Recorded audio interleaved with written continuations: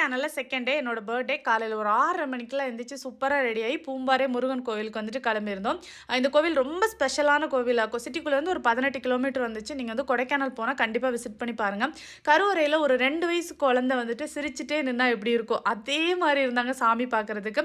சாமியெல்லாம் கும்பிட்டு முடிச்சுட்டு பிரசாதம்லாம் குடுத்துருந்தாங்க. நல்லா ஜாலியா சாப்பிட்டுட்டு அப்படியே அங்கேருந்து வரும்போது அப்சர்வேட்டரி ஓப்பன்ல இருந்துச்சு. லாஸ்ட் டைம் போகும்போது ஓப்பன்ல இல்ல. அதனால போயிட்டு அதையும் பார்த்துட்டு, அங்கேயும் யாருமே இல்ல. அங்கேயும் நாங்க தான் திறந்து வைக்கிற மாரி இருந்தது. சரி அப்படியே மலை இறங்கி கீழ வரும்போது அத்தை டக்குன்னு பழனி போலாம் அப்படிங்கிற மாரி சொன்னாங்க. இது வந்துட்டு லிஸ்ட்லயே இல்ல. சரி என்ன மேல போறோம், சாமி பார்க்க போறோம் அவ்வளோதானே அப்படிங்கிற மாரி நானும் சரின்னு சொல்லிட்டேன். அங்க போனா செம்ம கூட்டம். ரோப் கார்ல போலாம் அப்படின்னு நெனச்சா, அங்கேயும் அவ்வளோ பெரிய கியூ நின்னுச்சு. சரி படிக்கட்டில ஏறி போலான்னா, அவ்வளோ ஒரு கால் வலி. என்னோட கால் என்கிட்ட இருக்கா அப்படிங்கிற மாரி எனக்கு ஃபீல் ஆச்சு. இதெல்லாம் எனக்கு ஃபர்ஸ்ட் டைம் எக்ஸ்பீரியன்ஸ். ரொம்ப கஷ்டமா இருந்தது. ஒரு கட்டத்தில எனக்கு கோவமே வந்துருச்சு. என்ன பர்த்டே அதுவுமா இப்படி டார்ச்சர் பண்றாங்களேன்னு. அப்புறம் மேல போய் சாமியெல்லாம் பார்த்துட்டு நல்லபடியா செலிப்ரேட் பண்ணிட்டு வந்தாச்சு.